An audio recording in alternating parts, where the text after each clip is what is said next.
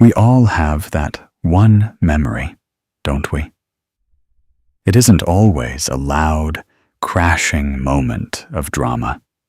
Usually, it's much quieter than that.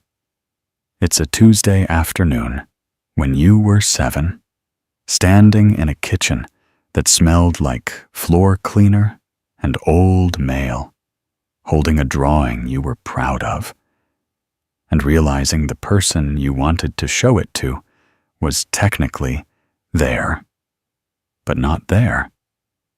Or maybe it's a memory of a porch step where you sat waiting for a car that never turned up, watching the street lights flicker on one by one, feeling the cold of the concrete seep into your bones.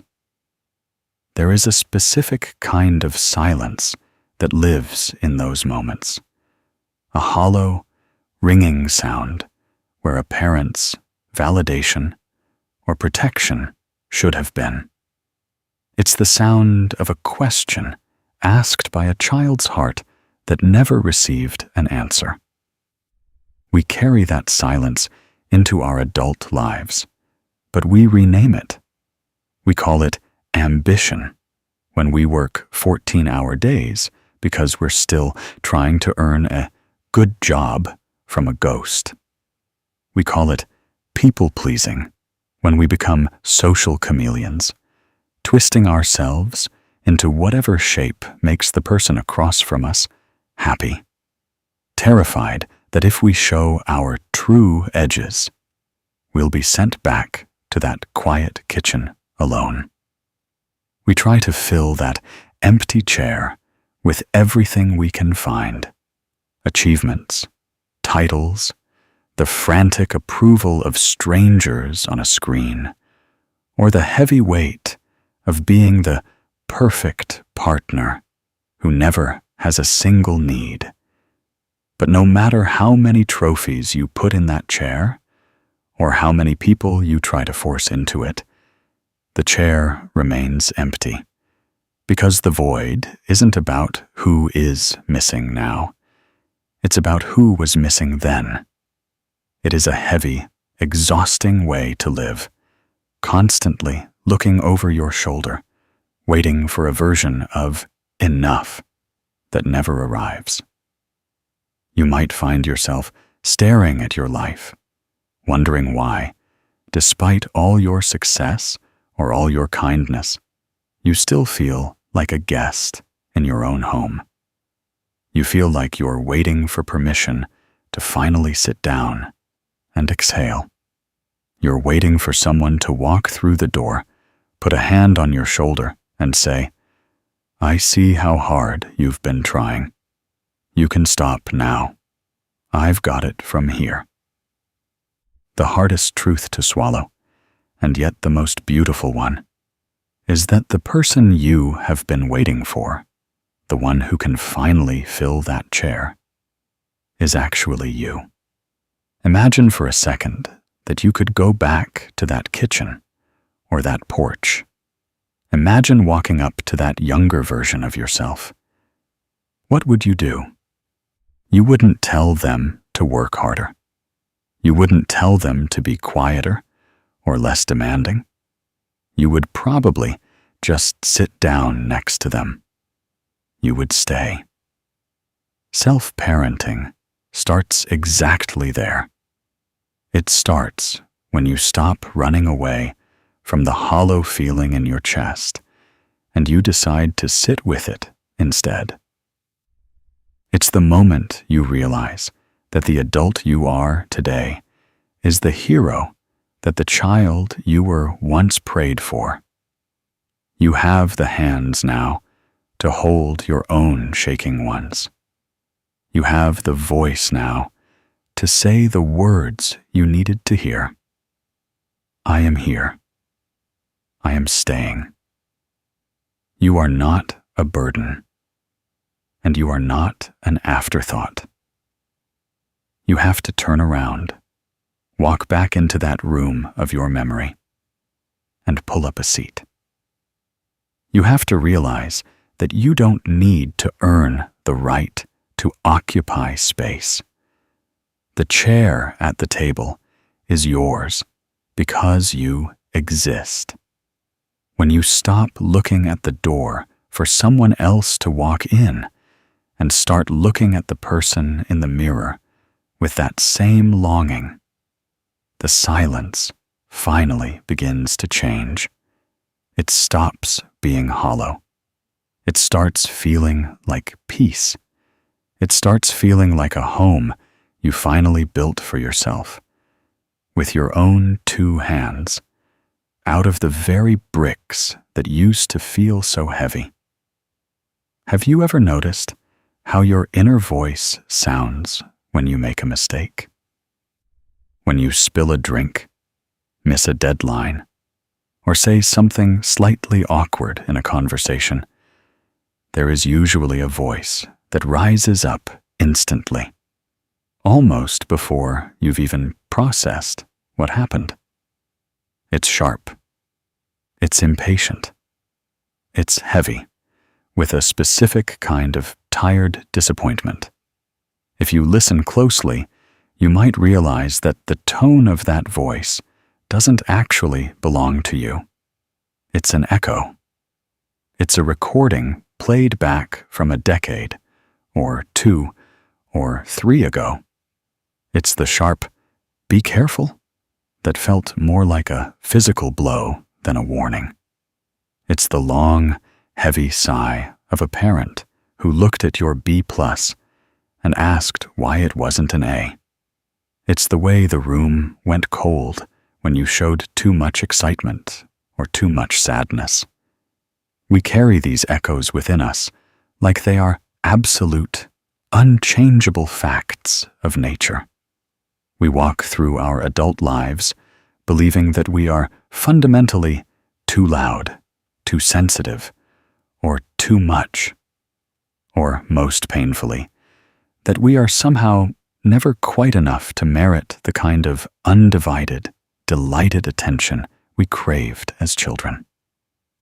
We become experts at reading the air in a room, sensing the slightest shift in someone's mood, and immediately wondering, what did I do wrong? How can I fix this? We apologize for existing, for taking up space, for having a preference. We treat our own needs like they are inconveniences we have to hide in the basement so nobody else has to see them. This is the not enough script in action. It's a survival strategy we learned when we were small to keep the peace or to stay safe. But now, it's a cage. Think about the objects you surround yourself with, the way you treat your body, or the way you settle for crumbs in your relationships. Often, we accept exactly what we were taught we were worth. If you were taught that your value was tied to being helpful, you'll only feel enough when you're exhausted from doing things for others. If you were taught that your value was tied to being quiet, you'll feel like a failure every time you speak your truth. But these aren't your truths. They are just hand-me-down scripts. They are old, dusty clothes that were forced onto you before you were big enough to say they didn't fit. Recognizing that you've been reading from someone else's book is the first radical step toward writing your own. It starts by identifying the echo. The next time that voice in your head tells you that you're a disappointment or that you're failing, stop for a second. Ask yourself, whose voice is that, really? Who told me that first? When you trace the echo back to its source, it loses its power over your present. You start to see that the not enough wasn't about your lack of worth. It was about the limitations of the person who couldn't see you. They couldn't give you what they didn't have within themselves. Maybe they were running from their own echoes. Breaking the cycle means deciding that the echo stops with you. It means looking at that voice and saying, "I hear you, but I don't believe you anymore." It's the slow, daily work of replacing that sharp, impatient tone with a voice that is steady and kind. It's learning to say to yourself, "You are allowed to make mistakes. You are allowed to be tired. You are allowed to be exactly who you are, without an apology. You aren't a project to be finished or a problem to be solved. You are a person to be known and loved." The "not enough" script has had the microphone for a long time, but you are the one holding the pen now. You get to decide what the next chapter sounds like. You get to decide that enough isn't something you earn. It's something you already are, simply because you are here. There is a part of you that is still stuck in a specific year, a specific room, or a specific afternoon. We like to think that as we grow up, as we get our driver's licenses, our first apartments, or our careers, we leave our past selves behind like old coats we've outgrown. But the human heart doesn't work in a straight line. Often, the adult you are today is just a shell wrapped around a younger version of you who is still waiting for something that never happened. Maybe it's the 10-year-old who felt invisible during a chaotic move, sitting on a packing crate while the adults argued. Maybe it's the teenager who felt they had to be the strong one, the emotional anchor for a family that couldn't hold itself together. Whatever the age, that version of you is still there, holding their breath, waiting for a sign that it's finally okay to let go. Carl Jung once said, "The most terrifying thing is to accept oneself completely." When we hear that, we usually think of our flaws or our mistakes. But often, the most terrifying thing is to accept the parts of us that were hurt and never healed. To look at that lonely child and acknowledge that their pain was real. It's much easier to stay busy, to stay productive, or to stay distracted than it is to turn inward and meet the eyes of the version of you that's still waiting. We ignore them because we're afraid that if we start feeling that old sadness, we'll never stop. We're afraid that if we acknowledge the inner child, we'll somehow become weak. But the truth is the exact opposite. You aren't avoiding weakness. You're avoiding your own wholeness. Think about a moment where you felt an intense, irrational wave of anger or a sudden, crushing sense of rejection over something small. Usually, that isn't the adult you reacting. That is the version of you that's still waiting, triggered by a ghost of the past. It's the child who wasn't heard finally screaming because they've been ignored for 20 years. Healing isn't about fixing that version of yourself or telling them to grow up. It's about finally showing up for them. It's about walking back into that memory, not as a victim, but as the protector you always needed. Imagine for a moment that you could actually sit down next to that younger you. What would you see? You'd see a kid who was doing their absolute best with the tools they had. You'd see someone who was incredibly brave, even if they didn't feel like it. You are the adult now. You have the resources, the words, and the safety that they didn't have. You are the one who gets to walk into that room, put a steady hand on their shoulder, and say, "I see you. I know how heavy this has been. And I want you to know that you don't have to carry it alone anymore. You're safe with me." This meeting isn't a one-time event. It's a relationship. It's noticing when you're feeling small or scared and asking yourself, how old do I feel right now? And when you realize you feel 6 or 12 or 15, you respond to yourself with the tenderness you would give to any child in distress. You stop being your own harshest critic and start being your own most loyal ally.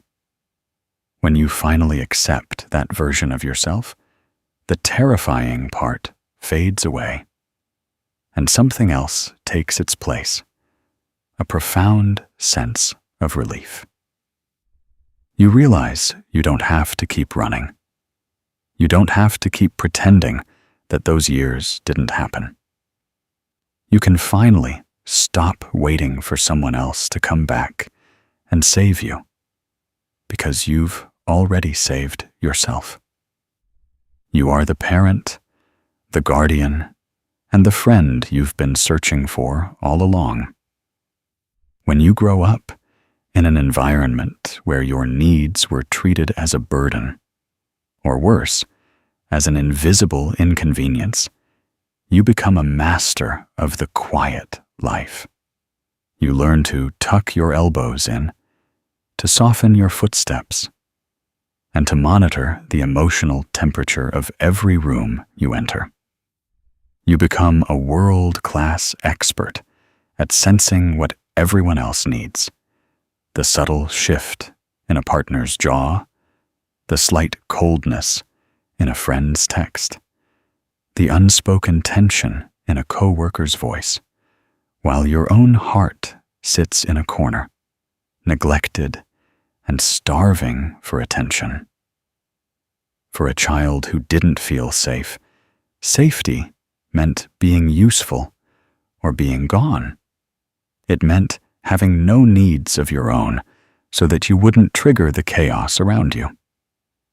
But as an adult, that same survival strategy becomes a prison.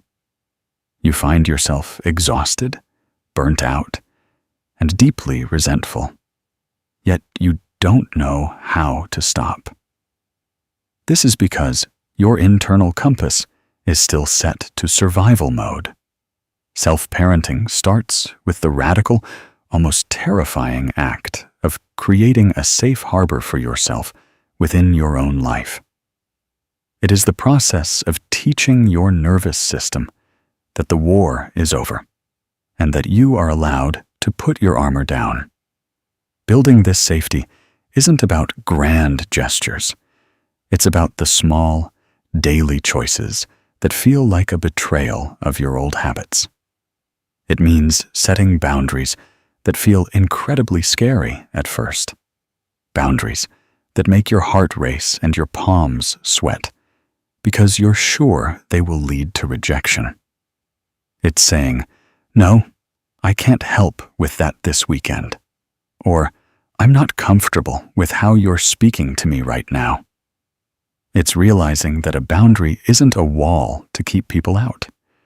It's a floor for you to stand on. It is the physical manifestation of the phrase, "My peace is worth protecting." Safety also means learning the language of your own body. For so long, you likely pushed past your fatigue, your hunger, or your sadness because those things weren't allowed to exist. Building safety means finally listening when your body says it's tired. It means saying, "I need to rest," without following it up with a 15-minute apology or a list of reasons why you've earned it. It is the quiet work of proving to yourself every single day that your well-being is not a negotiation. You don't have to be productive to be worthy of safety. You don't have to be good to be worthy of care. Think about the space you live in. Is it a place where you can actually breathe, or is it just another place where you feel like you have to perform? Creating a safe environment means surrounding yourself with things that tell your inner self, you are welcome here.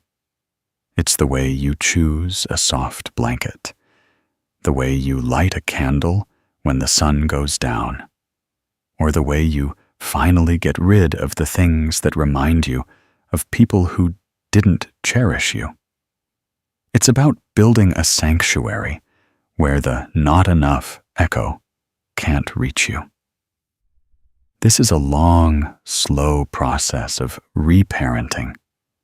It's about being the guardian who stands at the door of your heart and decides who gets to come in and who doesn't. You are learning to be the steady presence you didn't have, the one who says, I see that you're overwhelmed, and it's okay to step back. I'll handle the rest. You are proving to that younger, frightened version of yourself that the world isn't just a place where you have to survive, but a place where you are allowed to belong. Your well-being is finally a priority, not a footnote. You are building the home you always deserved, brick by brick, starting with the belief that you are finally, truly safe with yourself. Parenting, at its core, isn't just about the moments of comfort and the soft hugs. It is also about guidance, structure, and keeping someone safe from their own worst impulses. But for many of us, the only guidance we ever knew was wrapped in sharp edges. We grew up in homes where discipline was synonymous with shaming, where a mistake wasn't just a lapse in judgment. It was a character flaw. Because of that, we've carried a very specific, very harsh version of an internal authority into our adult lives. We think that if we aren't constantly cracking the whip, if we aren't calling ourselves lazy or stupid or pathetic when we fall behind, we will simply fall apart. We treat ourselves like a machine that only runs on the fuel of self-loathing. But take a second to really look at that strategy. Has shaming yourself ever actually made you feel motivated? Or has it just made you feel heavy, paralyzed, and even more exhausted than you were before? Self-parenting requires us to learn the art of kind discipline. It's a concept that feels foreign, almost like a contradiction, because we've been taught that kindness is soft and discipline is hard. But true discipline is an act of love. It is the steady hand that says, I care about you too much to let you stay in this place that is hurting you. It's the difference between a drill sergeant and a mentor. Think of the difference between barking, "Get up, you're wasting your life," and sitting on the edge of the bed, putting a hand on your own shoulder and saying, "Hey, I can see you're clearly overwhelmed and stuck. Let's just start with one small thing. Let's just get some water and breathe for 5 minutes."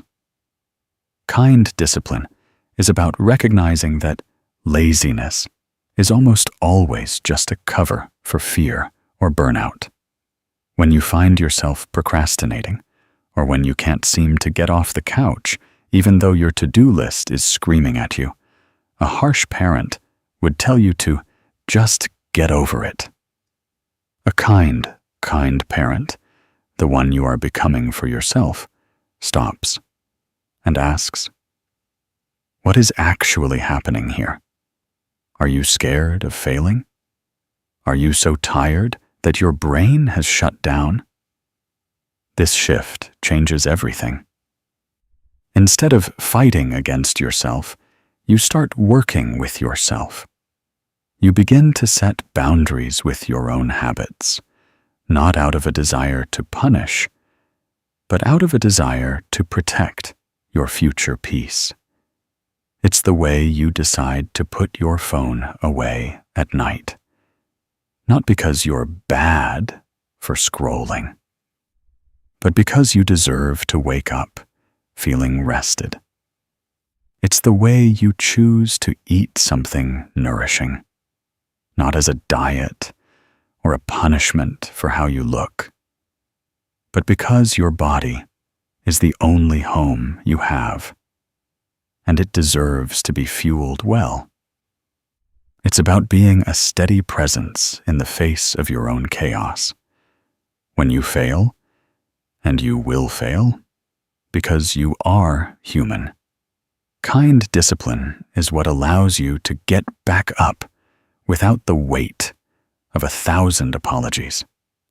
It's the voice that says, "That didn't go the way we wanted, and that's okay. What did we learn? How can I help you try again tomorrow?" It's a commitment to your own growth that isn't dependent on being perfect. You don't need a whip to move forward. You need a steady hand. You don't need to be terrified of yourself to be productive. You are learning that you can be firm without being cruel, and structured without being rigid. By practicing this kind discipline, you are teaching that younger, smaller part of you that it's finally okay to try, to fail, and to grow. Because no matter what happens, the parent in your head is no longer someone you have to fear. You are finally safe enough to succeed. We have a habit of looking at our own history through a lens of comparison, don't we? We tell ourselves that because we always had a roof over our heads, or because our parents didn't shout as much as the neighbors did, our pain doesn't count. We say, "It wasn't that bad," or "Other people had it so much worse," as if there is a limited amount of compassion in the world, and we'd be stealing it from someone more deserving. We treat our own upbringing like a court case where we are both the defendant and the judge, constantly demanding hard evidence of trauma before we allow ourselves to feel the weight of what we actually lived through. But your nervous system doesn't care about comparisons. It doesn't read statistics or check to see if your neighbor had a harder time than you did. It only knows how it felt to be a small person in a world that felt cold. It only knows the hollow ache of being overlooked, the quiet sting of a parent's indifference, or the heavy pressure of having to be perfect just to be noticed. If you felt lonely in a room full of people, you were lonely. If you felt scared, even when nothing big was happening, you were scared. Those feelings weren't a mistake, and they weren't an overreaction. They were your truth. Validating your own experience is one of the deepest, most restorative acts of love you can offer yourself. It is the moment you stop gaslighting your younger self. Imagine a child coming to you today, crying because they felt ignored at school, and you responding by saying, "Well, at least you have shoes on your feet. So stop complaining. You would never do that. You would see their tears. You would kneel down to their level. And you would listen. Yet, we do that to our own inner selves every single day. We dismiss the quiet pains, the lack of a hug after a hard day, the way a parent always made the conversation about themselves, the feeling that you had to perform to be loved, as if they were nothing. But those quiet pains are often the ones that shape us the most. They are the slow leaks that eventually drain our self-worth. When you stop debating the validity of your past, you finally give yourself permission to heal from it. You don't need a witness to step forward and tell you that your childhood was difficult. You don't need the person who hurt you to admit what they did before you're allowed to move on. You are the witness now. You are the one who can look at that younger version of you and say, I believe you. I know it hurt. I know you felt invisible. And I'm so sorry you had to carry that by yourself for so long. This validation is the bridge to true self-parenting. It's about creating a space where all of your feelings are allowed to exist without being interrogated. When you feel a sudden wave of sadness or a flare of anxiety, instead of asking, why am I being so dramatic? You learn to say, it makes sense that I feel this way. You start to see that your reactions today are often just echoes of those quiet, unvalidated pains from yesterday. When you honor the truth of what you lived through, the quiet pains stop being a source of secret shame and start being a part of your story that you can finally put down. You aren't making excuses for yourself. You are making sense of yourself. And in that clarity, there is a profound, quiet power. You are finally giving yourself the seat at the table you were always meant to have, not because your pain was the worst, but simply because it was yours.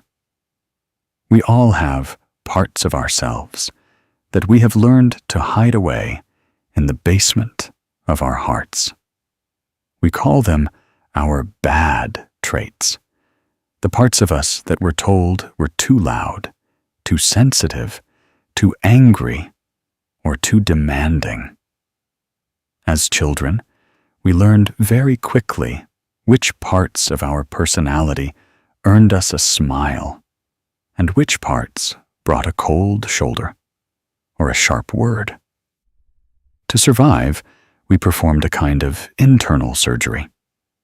We took the parts that weren't acceptable and pushed them into the dark, hoping that if we couldn't see them, nobody else would either. But those parts didn't disappear. They just went underground. Carl Jung noted that, until you make the unconscious conscious, it will direct your life, and you will call it fate. This is the shadow, the collection of everything about yourself that you've been taught to be ashamed of. If you grew up in a house where showing sadness was seen as a weakness, you likely buried your vulnerability so deep that even you can't find it now. If you were told that being assertive was talking back, you probably learned to suppress your power until it turned into a quiet, simmering resentment. Self-parenting means going into those dark corners not with a whip, but with a flashlight and a sense of deep curiosity. It's about realizing that the things you were told were difficult or shameful were often just survival traits that weren't understood by the people raising you.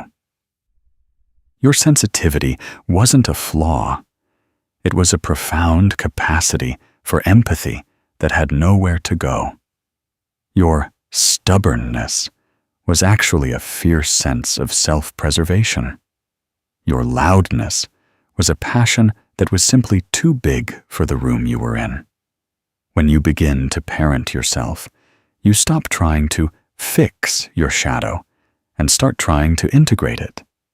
You realize that you cannot be a whole person if you are constantly at war with half of your soul. Imagine if you had a child who was told they were too much every time they were excited. You wouldn't tell that child to stay quiet forever. You would kneel down and tell them their joy is beautiful, even if it's big. You would help them find a place where that joy could shine. Reclaiming your shadow is a form of deep, restorative justice for your younger self. It's looking at the parts of you that feel ugly or broken and saying, I see why you had to hide, but it's safe to come out now. I'm not going to punish you for being human. It's about realizing that your shadow doesn't just contain your pain. It also contains your greatest strengths, your creativity, and your spark. By locking away the bad, you accidentally locked away the best parts of your light, too. This process is messy. It involves feeling the anger you weren't allowed to feel at 7 years old. It involves crying the tears you had to swallow at 12. But on the other side of that discomfort is a version of you that is finally, truly whole. You stop being a fragmented person trying to please everyone and start being a solid person who knows their own worth. You realize that you don't have to be perfect to be lovable. You just have to be real. When you bring the shadow into the light, it stops being a monster that haunts you and starts being a partner that grounds you. You learn that you are allowed to have edges. You are allowed to have needs. You are allowed to be a complex, multifaceted human being. You are finally giving yourself permission to be the person you were always meant to be before the world told you who you should be. What does love actually look like in the mundane, quiet moments of a Tuesday afternoon? For many of us, self-care has been sold as a luxury, a spa day, a vacation, or an expensive purchase. But when you are reparenting yourself, nurture isn't a treat you earn. It is a language you speak. It is the way you communicate to your inner self that you are worth the effort, even when no one is watching. If you grew up in a home where care was conditional, or where you were only looked after when you were sick or achieving something, then treating yourself with kindness for no reason at all can feel almost like a transgression. It feels wrong to be good to yourself just because you exist. But self-nurture is the marrow of healing. It's the way you make your bed in the morning, not because you're supposed to be tidy, but because you deserve to come home to a space that feels like a sanctuary. It's the way you stop what you're doing to actually sit down and eat a meal, rather than standing over the sink or scrolling through your phone, because you are a person who deserves a moment of nourishment. These aren't just chores. They are small, rhythmic pulses of respect. Every time you choose the softer sweater, every time you fill your water bottle, Every time you take a deep breath before answering a stressful email, you are saying to that younger, neglected part of you, I am taking care of us. You don't have to worry anymore. Start noticing the microaggressions you commit against yourself throughout the day. Listen to the way you roll your eyes at your own reflection in the hallway mirror. Notice how you call yourself an idiot for a simple typo, or how you sigh with heavy disgust when you feel tired.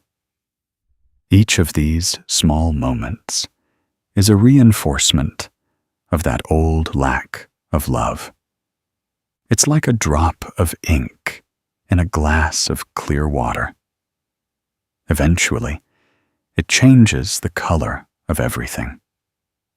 Self-nurture is the process of adding clear water back in. It's replacing those sharp internal barbs with a simple, steady, it's okay. We're doing our best. I've got you. It might feel incredibly cheesy or even fake at first. You might feel a wave of resistance or even shame when you try to be kind to yourself. That's okay. That resistance is just the old survival version of you trying to protect you from disappointment. They think that if you don't expect love, it won't hurt when it doesn't come. But you are the one providing the love now. So the disappointment is no longer a threat. You are a reliable source. Nurture is also about the no. It is the parent in you saying, I know you want to stay up and keep working, but your body needs sleep, so we're turning the lights off now. It's the boundary you set with your own scrolling or your own tendency to overcommit. It's the realization that you are the only person who can truly protect your energy. When you start speaking this language, your nervous system begins to settle. You stop living in a state of high alert because you know that the adult in the room, you, is finally paying attention.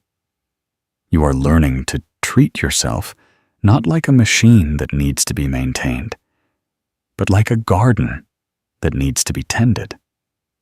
You don't yell at a flower for not blooming fast enough. You check the soil, you give it water, and you make sure it has enough light. You are becoming your own gardener. You are learning that your needs aren't problems to be solved, but signals to be heard. And the more you listen, the more you realize that the love you were searching for out there has been waiting for you to offer it to yourself all along. There is a wall we all eventually hit on this journey, and it's not made of lack of effort or a lack of desire to change. It is made of tears. A major part of self-parenting is, ironically and painfully, the act of grieving. To truly move forward, you have to stand still for a moment and mourn the parents you deserved, but didn't have. You have to look at the childhood you actually lived and compare it to the one every child inherently deserves. A childhood of safety, of being delighted in, of being allowed to be small, and acknowledge the gap between the two. That gap is where your grief lives, and for a long time, you've probably been trying to fill it with excuses or understanding for why things were the way they were. We tell ourselves they did their best, or they had a hard life too. And while that might be objectively true, it doesn't change the fact that you were the one who went without. Understanding the why behind someone's inability to love you properly doesn't heal the wound of being unloved. You have to sit with the deep, heavy sadness of the childhood you missed out on because you had to grow up too fast. You have to grieve the version of you that never got to be carefree, the one who had to be the emotional caretaker, the one who had to hide their brilliance so as not to outshine a fragile ego, or the one who simply lived in a house where the air was always too thin to breathe. This grief isn't a sign that you're stuck or that you're failing at letting go. It is actually the sign that you are finally letting go. You are finally stopping the exhausted, decades-long search for a different past. Grieving is the way you honor the truth of your experience. It's like clearing out the old, dusty furniture of what if to finally make room for what is. You are acknowledging the debt, realizing it will never be paid by the people who owe it, and choosing to forgive yourself for having the debt in the first place. It is a quiet, lonely kind of mourning. There is no funeral for the you that never got to exist. There are no flowers sent for the memories that were never made. But in the privacy of your own heart, you can hold a wake for those lost years. You can say to that younger self, I am so sorry that you didn't get what you needed. I am so sorry you had to be so brave when you should have just been able to play. When you allow yourself to feel this grief, something strange happens. The weight starts to shift. As long as you are running from the sadness, you are tethered to it. But when you turn and face it, when you let the tears come without trying to explain them away, the sadness begins to move through you rather than staying stuck inside you. You start to realize that you don't have to keep waiting for an apology that will never come, or a change of heart that isn't yours to control. You are releasing the hope for a better yesterday so that you can actually have a better today. You are realizing that you cannot build a healthy future on top of a buried past. By grieving, you are digging out the rot and laying down a foundation of honesty. It's the ultimate act of self-parenting, being the one who stays with you while you cry. You are proving to yourself that you are strong enough to handle the truth, and that you are worthy of a witness, even if that witness is you. You are choosing to stop being a victim of what was and start being the architect of what can be. The debt isn't gone, but you've decided you're no longer going to spend your life trying to collect it. You are finally free to spend your energy on the person who is standing right here, right now. In the end, this journey isn't about reaching a distant finish line where you are suddenly perfectly healed or where the past magically stops hurting. It is about something much more quiet and much more profound. It is about the relationship you have built with yourself along the way. It is the realization that the frantic, lifelong search for a harbor, for someone to tell you that you're okay, for a place where you finally belong, has led you right back to your own heart. You have spent so many years looking at the horizon, waiting for a ship to come and rescue you from the loneliness of your childhood, only to discover that you were the one holding the oars all along. Becoming your own anchor means that your stability is no longer outsourced to the people around you. It's the quiet, steady confidence of knowing that no matter who leaves or who stays, no matter how the weather changes or how loud the world gets, you have your own back. You are no longer that small child standing on the porch, staring at the driveway, waiting for permission to exist. You have given that permission to yourself. You have built a home within your own skin, and for the first time in your life, the locks are secure and the lights are on. Think about the sheer bravery it took to get here. You had to face the silence of the empty chair, the sharp echoes of not enough, and the heavy grief of what you never received. You had to learn a language of nurture that no one ever spoke to you. This is the work of a hero. When you anchor yourself, you aren't becoming cold or independent in a way that pushes people away. Instead, you are finally becoming a person who can love others without the desperate fear of being consumed or abandoned. Because you are anchored, you don't have to cling. You can stand tall in your own truth, knowing that your value isn't a variable that changes based on someone else's mood. This anchor is made of the small promises you kept to yourself. It's the way you sat with your sadness instead of numbing it. It's the way you spoke kindly to your reflection when you wanted to be cruel. It's the way you honored your boundaries, even when your voice shook. These moments have forged a chain of self-trust that is stronger than any storm. You have become the person you always needed, the protector, the witness, and the friend. You are the adult in the room now, and you are doing a beautiful job.